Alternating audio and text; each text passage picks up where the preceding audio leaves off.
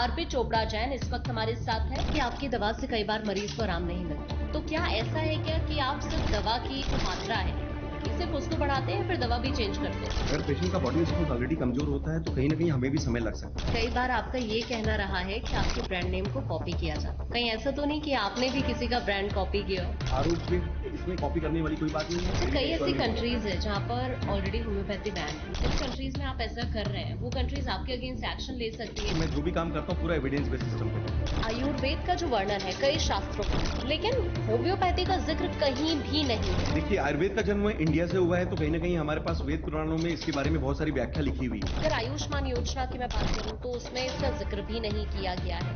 अभी तक ये आयुष्मान का जो ट्रीटमेंट है वो ओपीडी बेस पे स्टार्ट नहीं किया है। नमस्कार, आपका स्वागत है। आपके साथ मैं आकांक्षा राजपूत।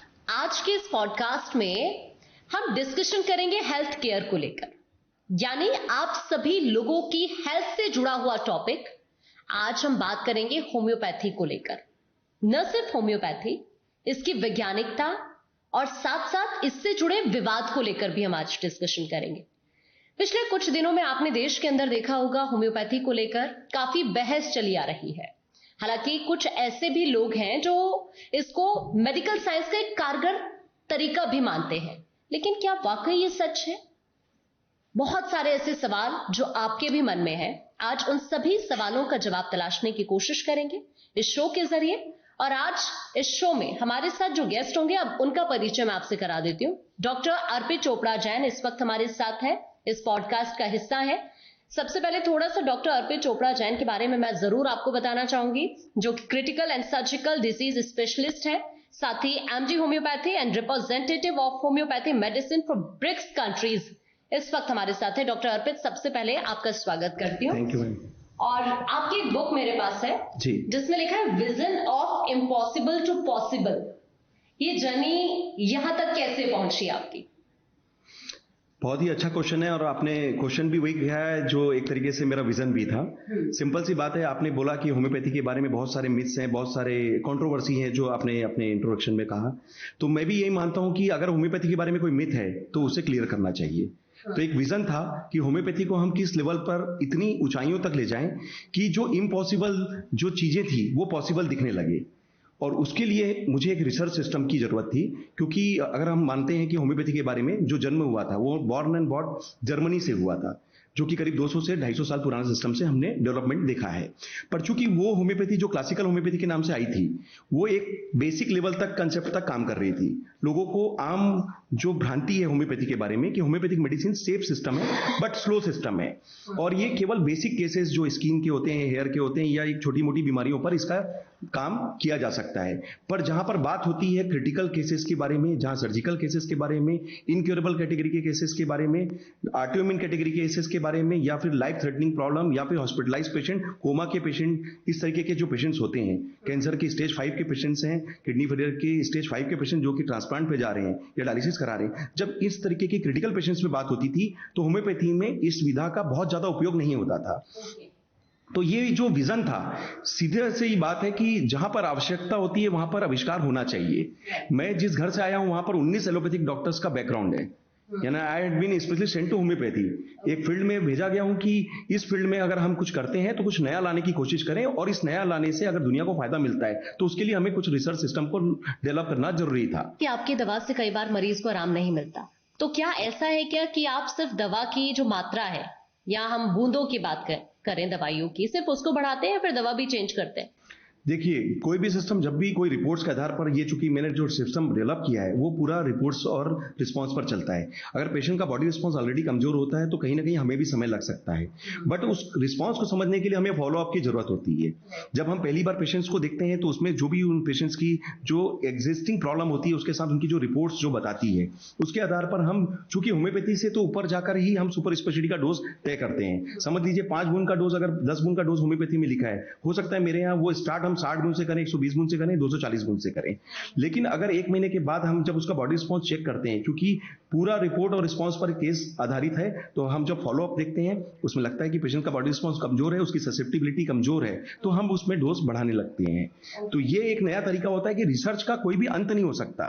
हम एक तरीके से जिस पेशेंट को ठीक कर रहे हैं वो भी किसी रिसर्च के कारण ठीक हुआ है, और जिन पेशेंट्स को हम ठीक नहीं कर पा रहे हैं या फिर उसमें हम ज्यादा मेहनत कर रहे हैं उसमें कहीं ना कहीं और रिसर्च की जरूरत होती है। जाहिर तौर पर, लेकिन कई बार आपका ये कहना रहा है कि आपके ब्रांड नेम को कॉपी किया जाता है। कहीं ऐसा तो नहीं कि आपने भी किसी का ब्रांड कॉपी किया हो? सिंपल सी बात है, मेरा क्लिनिक का नाम जो है अगर आप देखेंगे तो आरोग्य, जो एक तरीके से हेल्थ की कंप्लीट डेफिनेशन है, एक जेनरिक वर्ड है, बहुत कॉमन नेम है, ठीक है, इसमें कॉपी करने वाली कोई बात नहीं है। आरोग्य बहुत एक अच्छा एक हेल्थ से रिलेटेड वर्ड है। उसके बाद मैं चूंकि होम्योपैथी से ज्यादा मैं चूंकि क्रिटिकल केसेस में सुपर स्पेशलिटी एंगल से काम करता हूं, तो इसलिए मेरी क्लिनिक में सुपर स्पेशलिटी वर्ड है, जो भी बहुत कॉमन वर्ड है, जेनरिक वर्ड है। इसके बाद मॉडर्न, एक चूंकि मेरा जो तरीका है वो आवश्यकता के अनुसार मैं रिसर्च के हिसाब से आगे बढ़ता हूं, तो कहीं ना कहीं आपको मॉडर्नाइजेशन या सुपर स्पेशलाइजेशन की जरूरत पड़ती है, इसलिए एक मॉडर्न जो जेनरिक वर्ड है वो हम अपनी क्लिनिक पे मॉडर्न वर्ड से यूज करते हैं, और साथ में होम्योपैथी जो कि होम्योपैथी का टोटल बेस है। तो मेरा क्लिनिक का नाम जब आरोग्य super speciality modern homeopathy clinic, इतना बड़ा नाम जब हम बात करते हैं, तो हो सकता है कि कई जगह हम जब देखते हैं कि इससे रिलेटेड कई ऐसे छोटे छोटे नाम जो इनको टुकड़ों में भी बांटे जा सकते हैं कि आरोग्य के नाम से कोई क्लिनिक हो, सुपर स्पेशलिटी में कुछ और वर्ड्स के साथ कोई क्लिनिक हो, मॉडर्न के साथ कोई और वर्ड के साथ क्लिनिक हो सकता है मॉडर्न वर्ड से ही कोई क्लिनिक हो। तो ये एक सिर्फ एक संभावना है, और एक तरीके से एक कह सकते हैं कि बस कैलकुलेशन ऐसा है कि जहां जिसको जो अच्छा लगता है वो उसको नाम रख सकता है, इसमें किसी का कोई द्वंद्व नहीं होना चाहिए, क्योंकि जब जेनरिक वर्ड आप यूज करते हो तो इसमें किसी का कोई कॉपीराइट वाला काम नहीं है कि ये मैं सिर्फ मैं यूज करूंगा, या सुपर स्पेशलिटी कोई दूसरा यूज नहीं कर सकता, आरोग्य कोई तीसरा यूज नहीं कर सकता। तो मैंने मेरा नाम मेरे अपना विजन के हिसाब से रखा है कि जो मेरा विजन था, आरोग्य मतलब कंप्लीट हेल्थ देना, सुपर स्पेशलिटी जो मेरा कंसेप्ट है, और मॉडर्न होम्योपैथी मतलब मॉडर्नाइजेशन, सुपर स्पेशलाइजेशन, होम्योपैथी का आगे का फ्यूचर ऑफ होम्योपैथी। तो मेरी क्लिनिक का कॉपी करना मैं नहीं जानता कि लोग करें या ना करें, पर मैं किसी को कॉपी नहीं करता। मेरा नाम 21 साल से मेरी क्लिनिक का यही है, और 21 साल से हम इस नाम को यूज कर रहे हैं, और आज के डेट में लगभग मेरी जितनी भी बातें जाती है उसमें मेरे नाम के साथ मेरे क्लिनिक का नाम जरूर जाता है। इसमें मेरा ना तो किसी से द्वंद्व होना चाहिए और ना किसी को मुझसे द्वंद्व रखने की इच्छा होनी चाहिए। अच्छा, कई ऐसी कंट्रीज है जहां पर ऑलरेडी होम्योपैथी बैन है, लेकिन आप वहां पर भी कुछ लोगों का ट्रीटमेंट कर रहे हैं, तो क्या आपको नहीं लगता कि जिन कंट्रीज में आप ऐसा कर रहे हैं वो कंट्रीज आपके अगेंस्ट एक्शन ले सकती है, या फिर आपको WHO की दौड़ से भी बाहर किया जा सकता है? देखिए, मैं एक बहुत ही क्लियर थ्योरी बताता हूं कि मैं जो भी काम करता हूं पूरा एविडेंस बेस्ड सिस्टम पे करता हूं। तो कहीं ना कहीं अगर उन कंट्रीज के पेशेंट जहां पर होम्योपैथी के बारे में ज्यादा अच्छा नहीं माना जाता, या एक तरीके से सोच नहीं भी होगी, तो भी उन पेशेंट्स को जब क्रिटिकल स्टेज पर हमारे पेशेंट का डेटा दिखता है तो वो हमें अप्रोच कर सकते हैं, वो उनका इंडिविजुअल राइट है।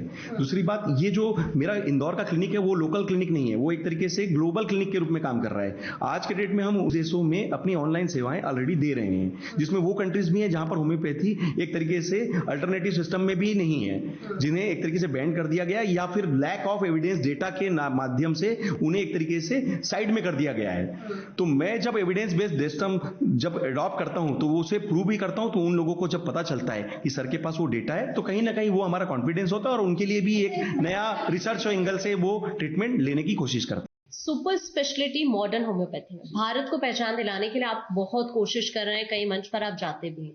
कभी ऐसा हुआ कि आपको लगा कि अब मुझे रुक जाना चाहिए?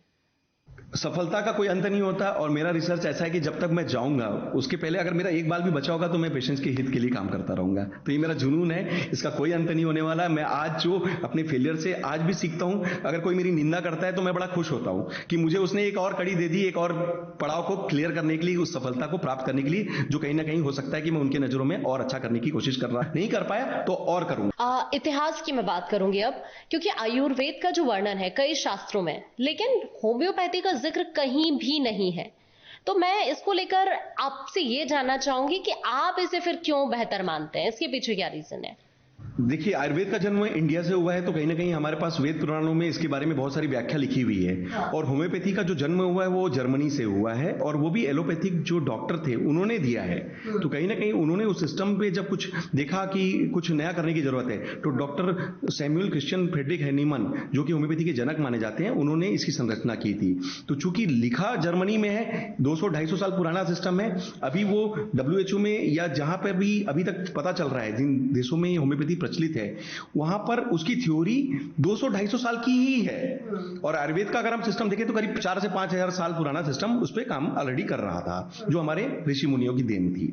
तो कहीं ना कहीं जब रिसर्च की बात आती है तो होम्योपैथी मैंने इसलिए चुना कि मेरे घर में भले 19 डॉक्टर हैं, एलोपैथी के, आयुर्वेदिक फैक्ट्री भी है जिसमें मुझे आयुर्वेद का भी नॉलेज है, लेकिन चूंकि मेरी पढ़ाई होम्योपैथी में हुई और होम्योपैथी एक सेफ सिस्टम है, और होम्योपैथी में एक बहुत अच्छी बात है कि होम्योपैथी का जो भी दवाइयों का एक्शन है वो आपको ऊपर से नहीं अंदर से बॉडी मेटाबॉलिज्म पे काम करने के लिए होता है, तो जो आपका नेचुरल इम्यूनिटी रिस्पांस को बढ़ाकर आपकी ही क्षमता आपको वापस देता है। तो कहीं ना कहीं होम्योपैथी एक सेफ सिस्टम है, इसमें साइड इफेक्ट नहीं है, लेकिन अगर उसे हम फास्ट कर दें तो रिसर्च के साथ जोड़ दें तो कहीं ना कहीं एक मिरेकल रिजल्ट मिलने की उम्मीद थी, और वही सुपर स्पेशलिटी होम्योपैथी के नाम से हम मान रहे हैं।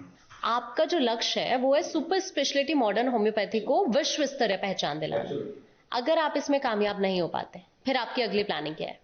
अगर मैं नहीं भी कामयाब होऊंगा तो भी मेरा जो प्रयास है उसमें मैं कामयाब हुआ, ऐसा मैं हमेशा मानता हूं। मैंने अभी थोड़ी देर पहले यही बताया कि अगर मैं जब तक जीवित रहूंगा, मैं आखिरी बाल तक मेरा अगर एक्टिव रहेगा तो मैं पेशेंट के हित में काम करूंगा। मेरी पूरी कोशिश है कि इस विधा को दुनिया के प्लेटफॉर्म पे हम साबित कर सकें और इसे जस्टिफाई किया जाए, और कहीं ना कहीं WHO के माध्यम से बहुत जल्दी दुनिया में एक future of homeopathy, super speciality modern homeopathy के रूप से लॉन्च किया जाए। अच्छा, आयुष मंत्रालय ने होम्योपैथी प्रैक्टिस को लेकर कोई रोक नहीं लगाई है ना, लेकिन अगर आयुष्मान योजना की मैं बात करूं तो उसमें इसका जिक्र भी नहीं किया गया है। तो मैं भारत को लेकर आपसे क्वेश्चन करना चाहूंगी, क्या भारत में आपने कोशिश नहीं की क्या इसको उस तरह से पहचान दिलाने के लिए, या फिर भारत सरकार अभी समझ नहीं पा रही है होम्योपैथी को? मैं चूंकि ये क्वेश्चन गवर्नमेंट के एंगल पे है, अभी मेरे को जितना इस बारे में नॉलेज है मैं बताना चाहूंगा कि अभी तक ये आयुष्मान का जो ट्रीटमेंट है वो ओपीडी बेस पे स्टार्ट नहीं किया गया है। ये हॉस्पिटलाइज पेशेंट की कैटेगरी में है, तो हॉस्पिटल के पेशेंट्स के लिए आयुष्मान कार्ड हम जो अभी तक देख रहे हैं वो एलोपैथी सिस्टम में चूंकि हॉस्पिटल होते हैं इसलिए वहां पर यूज किया जा रहा है। पर जैसा मुझे समझ में आ रहा है आगे ऐसी प्लानिंग है कि आयुष के ट्रीटमेंट भी इसमें इंकॉर्पोरेट किया जाए। तो हो सकता है कि फ्यूचर में जो सरकार की गतिविधि है उसमें ये बात, आपने जो क्वेश्चन पूछा बिल्कुल उसका आंसर मिले कि आयुष ट्रीटमेंट जो भी होगा वो भी आयुष्मान कार्ड में कवरेज होगा। बिल्कुल, हम देखिए यही हम भी चाहते हैं कि आपकी मेहनत जरूर रंग लेकर आए, और बहुत सारी ऐसी चीजें हैं, बहुत सारे ऐसे सवाल थे कैंसर को लेकर लोगों के अंदर, और आपको लेकर भी शायद अब सभी को क्लियर हो गए होंगे। बहुत बहुत शुक्रिया आपका, आपने अपना टाइम हमारे लिए निकाला। तो जाहिर तौर पर कैंसर को लेकर या फिर कैंसर से जुड़ी जो तमाम बातें हैं वो शायद अब आपको जरूर क्लियर हुई होंगी। और जो मैंने शुरू में जिक्र किया था होम्योपैथी का, होम्योपैथी को लेकर जो विवाद चल रहे हैं, जो बहस चल रही है, वो जरूर अब यहां से आपको क्लियर हो चुका होगा कि आखिरकार होम्योपैथी को लेकर, या फिर हम जो बात कर रहे थे सुपर स्पेशलिटी मॉडर्न होम्योपैथी को लेकर, जो मन में आपके सवाल थे, जाहिर तौर पर सभी का अब आपको जवाब जरूर मिल गया होगा। आज के इस शो में फिलहाल इतना है।